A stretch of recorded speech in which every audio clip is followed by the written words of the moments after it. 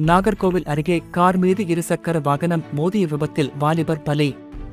கன்னியாகுமரி மாவட்டம் பார்வதிபுரத்திலிருந்து நாகர்கோவிலுக்கு நேற்றிரவு சொகுசு கார் ஒன்று சென்று கொண்டிருந்தது. அப்போது கார் பால் பண்ணை சந்திப்பில் சென்றபோது காரின் பின்னால் வந்து கொண்டிருந்த இருசக்கர வாகனம் ஒன்று கார் மீது மோதியது.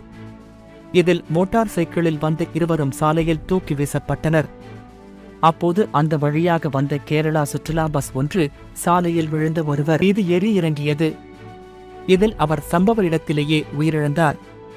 தகவல் அறிந்து அங்கு வந்த கோட்டார் போக்குவரத்து போலீசார் அவரது உடலை மீட்டு பிரேத பரிசோதனைக்காக ஆசாரிப்பள்ளம் அரசு மருத்துவக் கல்லூரி மருத்துவமனைக்கு அனுப்பி வைத்தனர். விபத்தில் சிக்கிய மற்றொருவரை சிகிச்சைக்காக மருத்துவமனையில் அனுமதித்தனர்.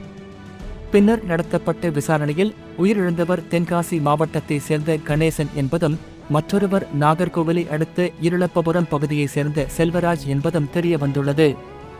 இது தொடர்பாக கோட்டார் போலீசார் வழக்கு பதிவு செய்து விசாரணை நடத்தி வருகின்றனர்.